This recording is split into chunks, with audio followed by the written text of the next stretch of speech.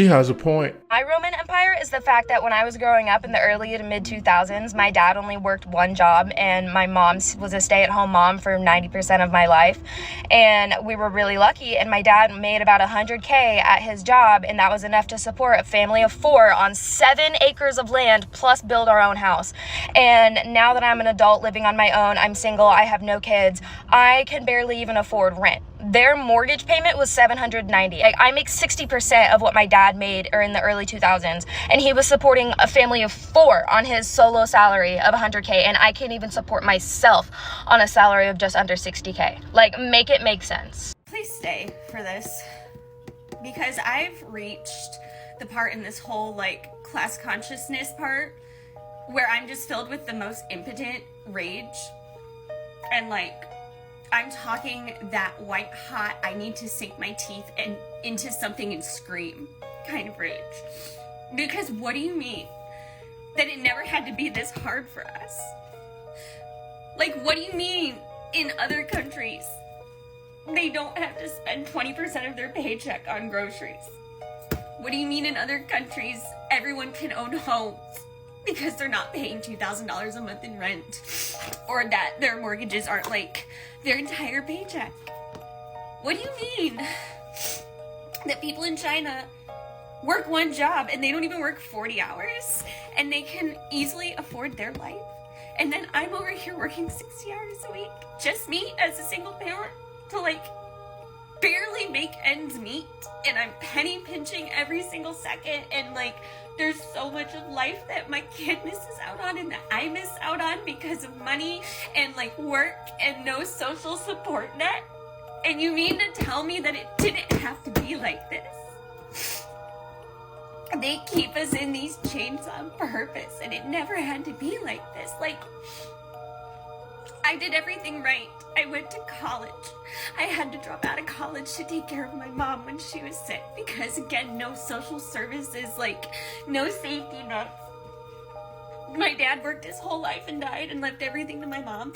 My mom was disabled and she lived on credit, and like she barely made ends meet, and she did everything she was supposed to, and I did everything I was supposed to, and it just keeps getting worse. It was never supposed to be like this. And I'm so angry that it is. Because what do you mean? I've spent so much of my life working so hard to scrape by, and it never had to be like that. My suffering was at the expense of someone else becoming wealthy because they could. And I am so angry about this. It can't stay like this. It doesn't have to stay like this. As a single parent, to like barely make ends meet, and I'm penny pinching every single second, and like there's so much of life that my kid misses out on and that I miss out on. I'm gonna just cut it off right there. Dry up them fucking crocodile tears, Sarah. I don't care. I don't care. You know why I don't care? Because this is white people's fault. This is white people's fault. And now y'all want to boo-hoo and cry because y'all done got on that Chinese app and they done put the Uno reverse card on y'all ass and held up that mirror and told y'all, no, y'all are the brokies. Not us. We not the brokies. It's y'all. And y'all got to face the cold, hard reality that y'all have made this bed and now y'all got to sit in it. No, take accountability. Don't sit here and boo-hoo and cry and get on the TikTok and talk in the internet talking about what are we going to do? What are we going to do? No, what are y'all going to do? Because black people have been telling y'all for fucking decades. We have been protesting. We have been doing everything for all these fucking decades. And y'all have sat back and reaped the rewards thinking y'all was a part of the club because y'all was white. Y'all thought this shit was about race. No, it's always been about class. And y'all were never a part of the club. Y'all make up 60% of this country's population. There's no we. It's y'all. Every minority could vote or go against something or go for something that we know is good for the people. And y'all would turn it down because y'all have the overwhelming majority. So it's no we. It's y'all. Fix y'all shit. I know y'all don't like to take accountability for nothing, but now it's time. Y'all over there boo-hooing crying because y'all seeing the Chinese Walmart and they over there paying $3 for a whole goddamn bag of groceries. Meanwhile, you got to pay $200 and barely fill up your grocery cart. See, all those things you're boohooing and crying about, FDR made that happen. But then it all went away in 1967. Why did I say 1967? What does that correlate to? Oh, the Civil Rights Act was passed. Integration happened. And then white people stripped away or voted against themselves to strip away all public services and entities and all those great things that y'all had prior to integration because y'all didn't want black people to have the shit. So y'all gave all that up in the 1980s when Reagan created trickle-down economics because y'all didn't want us to have. He gave us crack and trickle-down economics. And y'all was cool with that. Y'all made a deal with the devil and now y'all got to accept the consequences of y'all fucking actions. Y'all had affordable housing. Y'all didn't have fucking credit scores. Y'all didn't have you could send your kids to college for the free or for the low. We had advanced and effective public transit and services in this country. But y'all gave all of it away because y'all didn't want niggas to have access. Y'all fought so hard with things like redlining and all these different things to hold black people back to keep us from getting a piece of the pie. Whole time they taking y'all pie. And now y'all got to face the music. And y'all don't, now you want to boo-hoo. Y'all let them pass the Patriot Act in the act of protecting us from terrorists. Use that Islamophobia against y'all dumbass. Y'all let them further push the Patriot Act in 2019 because of that the immigration that y'all was so afraid of, all the immigrants, right? Just taking away all y'all fucking right. Now y'all want to point and what are we gonna do? No, what are y'all gonna do? Because when black people out here marching for police brutality, who they just do things to us and write a fake ass police report and get away with it and nothing happens, you think or when we did ride when things like Mike Brown, Trayvon Martin happened, and the original Black Lives Matter activists the original movement that got hijacked, you know what I'm saying? The original activists that was out there on the ground got took out by the police. Oh no, y'all ain't say nothing then. When we telling y'all that they're interfering in our freedoms and our rights, but no, it's black people, so we ain't right. It's not us, it's them.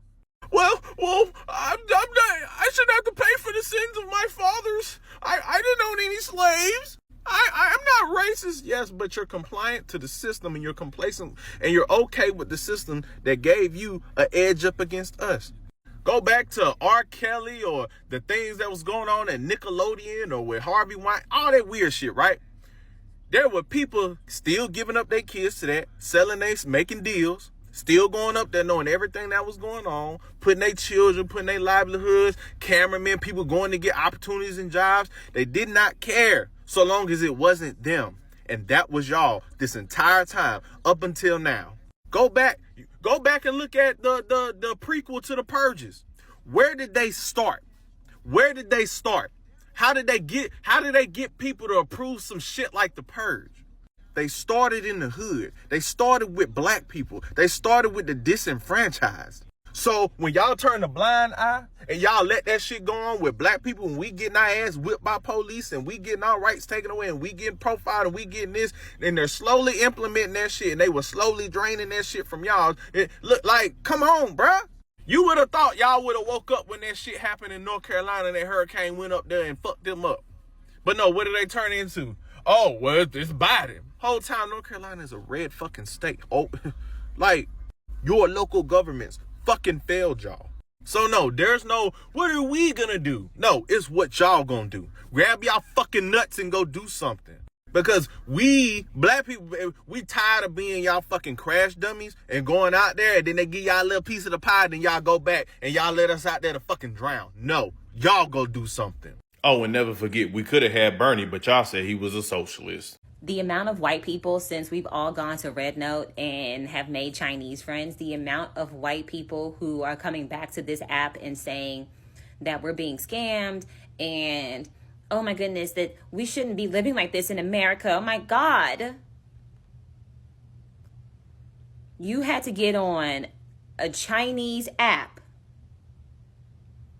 to learn that life isn't meant to be hard. And the way that we live life in these United States is difficult as hell because that's by design. These are all manufactured problems.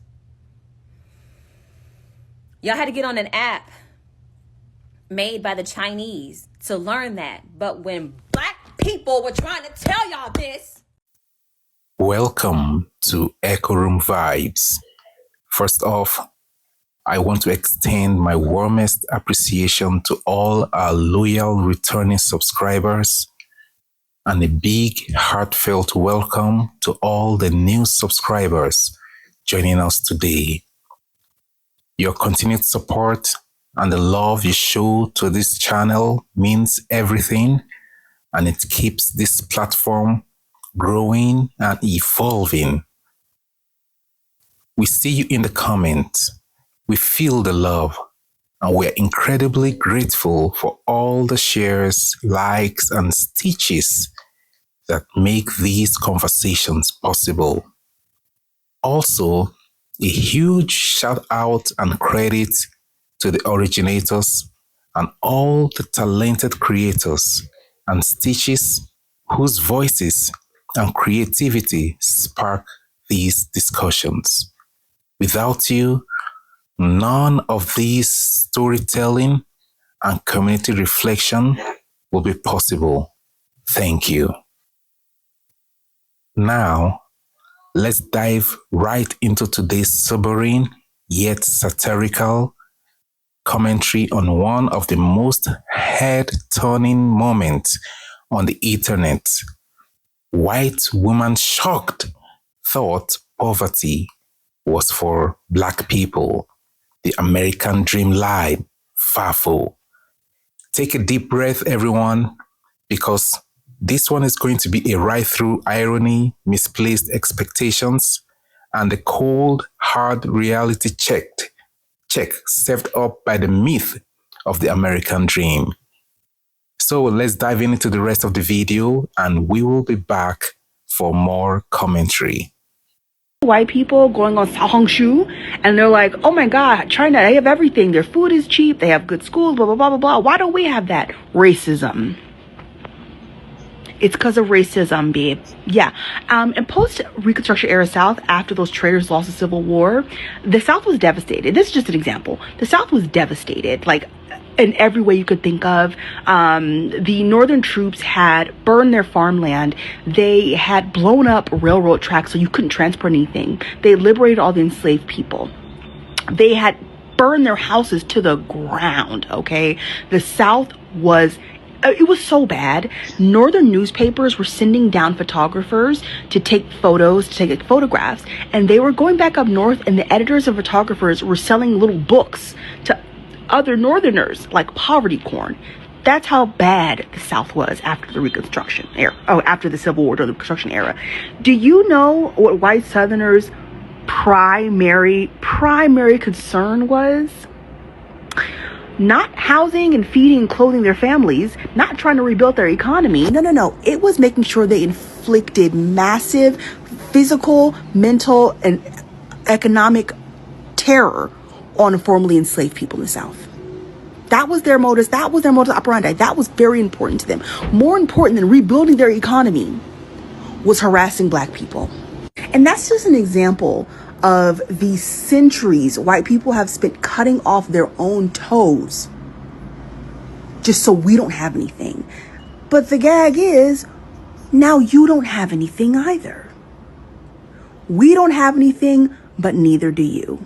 And that's why we don't have nice things. Thank you for coming to my TED Talk.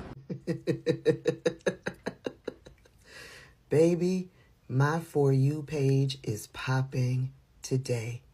It is full of beautiful, melanated black people letting white people know why they have it so much better in China. Letting white people know why you can't afford a home, why you can't afford insurance. Beautiful, black, melanated people are letting white people know we can't have nice things because of your racism. White people been over there on that Red Note app and they are sick.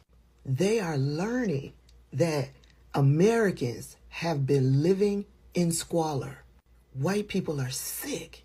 They are learning that for 400 years, black people lived in slavery. But in 2024, they are realizing that they are too slaves. They are sick.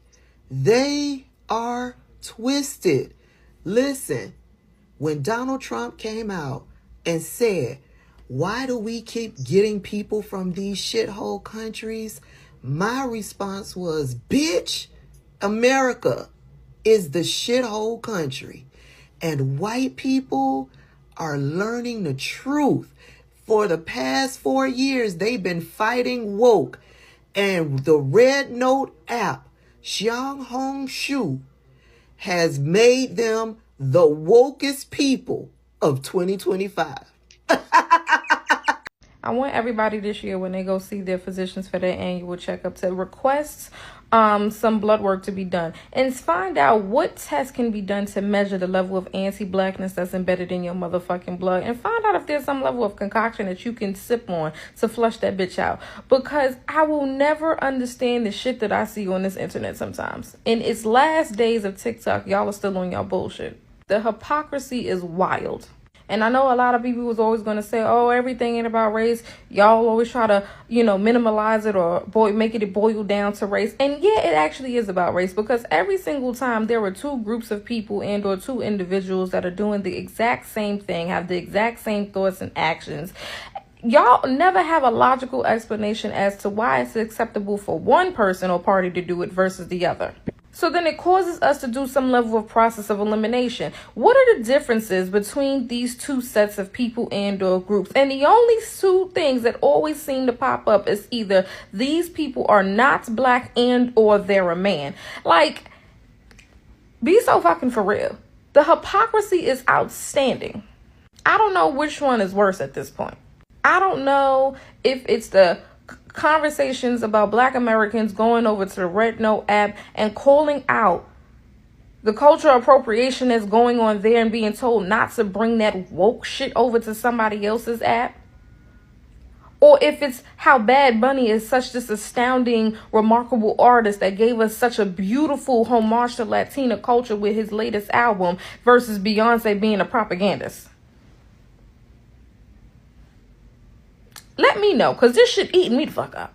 It's acceptable and it makes sense to believe that Bad Bunny, a multimillionaire, has the ability to stay rooted and connected in his culture. He has the ability to make an astounding piece of artwork that I actually thoroughly enjoyed his album, where he can understand that this is not going to be for everybody. Specifically, this is a target audience. This is a homage to his island, to his people, Puerto Rico. He absolutely understands that all Latinos are not going to be able to get on board. He's going to speak a language that some unfortunate Latinos have forgotten. They're not going to listen to him properly. This album is about basically resisting U.S. colonialism. But for some odd reason, when Cowboy Carter, an homage to black culture, black Southern culture came out, it was propaganda. It was problematic. Because it wasn't for everybody. Black people go on to Red Note app to try to enjoy something new, resisting what US is doing to the TikTok ban. And they peep how their culture is just being used consistently. People are walking around with outfits, music, and hairstyles and stuff like that has no level of connection to their culture. And when black people are able to acknowledge it, point it out, possibly even laugh at it, never really spread any level of vitriol, there's a level of hatred that comes back, and then you sit there and you weaponize our terminology again of being woke so black people can seem problematic. Yet Asian people in the community or Asian communities or certain individuals can come onto TikTok and express their sentiments on how they find some of the memes and their music that's being used distasteful. Y'all need to seek help. Y'all are deliberate in your hypocrisy. Like y'all choose to be obtuse with things, and I just don't understand why. What is the level of hatred for black pride, for gatekeeping black culture from black people, especially if black women are saying it? I will never understand it. I will never understand the mental gymnastics that y'all play.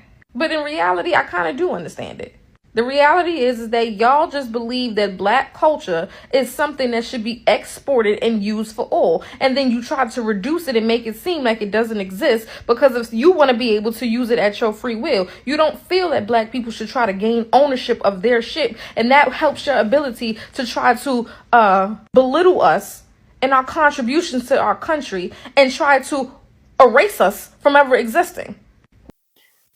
We open the scene with a viral clip, credit to the originators and stitches, of a white woman, wide-eyed, teary, and clearly overwhelmed by the realization that poverty does not discriminate.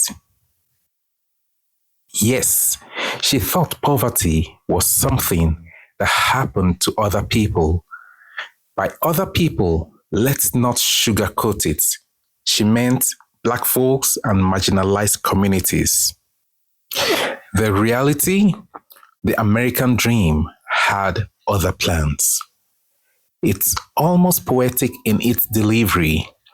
A dream sold on shiny credit cards, suburban homes with white picket fences, and college degrees promising six-figure salaries right after graduation. And yet, here she stands, paycheck to paycheck, drowning in student loans.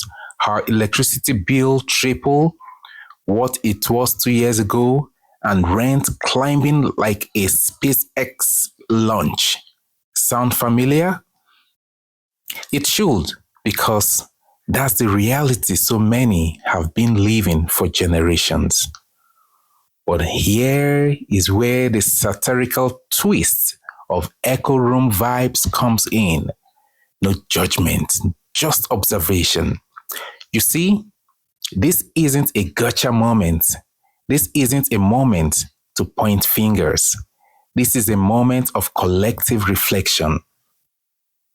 The American dream has been repackaged and resold so many times.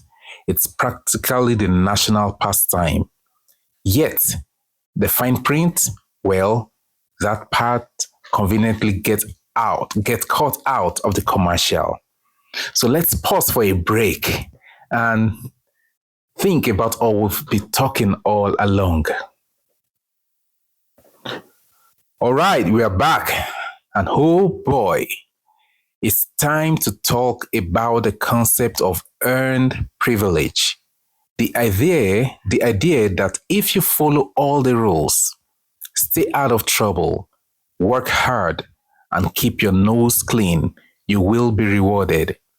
But what happens when you check all those boxes and still end up in the same food pantry line as the single mom who's been working 3 jobs and never had those opportunities in the first place? These white woman's tears are not just tears of confusion. They are tears of betrayal, the betrayal of a system that told her she was immune to hardship if she played by the rules. And now, here she is, meeting hardship face to face without the tools, resilience, or community safety net that marginalized groups have been forced to build for themselves for decades. The stitches, by the way, credit to those brilliant creators, have been both hilarious and insightful, from creators with captions like, "Welcome to the club, Becky," to others gently pointing out that poverty is systemic, not personal. One viral stitch even features the creator sipping tea and just saying, "Girl, you're just catching up." The humor is soft, not cruel. The satire is there, but it's loaded with reality. Now, let's talk about the big elephant in the room, the American dream. Was it ever real? Or was it always conditional? The narrative sold for generations was always tailored to certain groups. Others had to dream from the sidelines, peeking through the windows of gated communities. And now, more and more people are realizing that the gates are closing, not just for the traditionally marginalized, but for everyone. That once sparkling promise has been a cautionary tale of unchecked capitalism, systemic inequality, and political gaslighting. Once again, to all our new subscribers, welcome again. This is Echo Room Vibes, where we unpack the messy, the ironic, and the moments that make us all stop and think. And to our loyal subscribers who have been on this ride, thank you for sticking around and contributing to those conversations. Now, back to our sobering tale. The most fascinating part is the public processing of this reality. Watching people come to terms with the fact that poverty, struggle, and systemic failure are not limited by race or class. It's a universal threat now. The economy doesn't care what color you are. It only cares about your ability to pay up or shut up. Credit to the creators who have been highlighting these stories for years. The stitches where Black creators share their experience with generational struggle are invaluable. It's not about it's not all about just for talking's sake, but it's about perspective. And let's not forget those rural communities that once thrived on small town industry. Factories closed, jobs shipped overseas, and promises left on the campaign trail never delivered. It's all part of the same cycle. What's new is who is waking up to it. The sobering part is there is no quick fix, no political slogan, no stimulus check, no election cycle that's going to reverse decades of policy decisions that put profit over people. And that's the heart of the commentary today. It's not about one woman's tears. It's about the collective tears of communities who have been ignored, misled, and abandoned. But here's where Echo Room Vibes brings in a little hope. It's in awareness. These viral moments aren't just for laughs or retweets. They are teaching moments. They open eyes. They start conversations. And they force people to ask, what now? So to everyone tuning in, whether you are laughing, shaking your head, or nodding in recognition, know that these discussions matter. The American dream may have lied, but collective consciousness can rewrite the narrative. We'll take another quick break. All right, wrapping up. This woman's shock is a reminder that empathy has no boundaries. That maybe, just maybe, this moment can be a bridge from misunderstanding to solidarity. Once again, credit to all originators and stitch creators who make these moments visible. Thank you for sharing your voices. If you have made it this far, thank you for hanging with Echo Room Vibes. We appreciate every single one of you, new subscribers, long-time listeners, and everyone who leaves a comment, shares a video, or just listens in silence. Until next time, stay curious, stay kind, and keep the conversation going. Peace.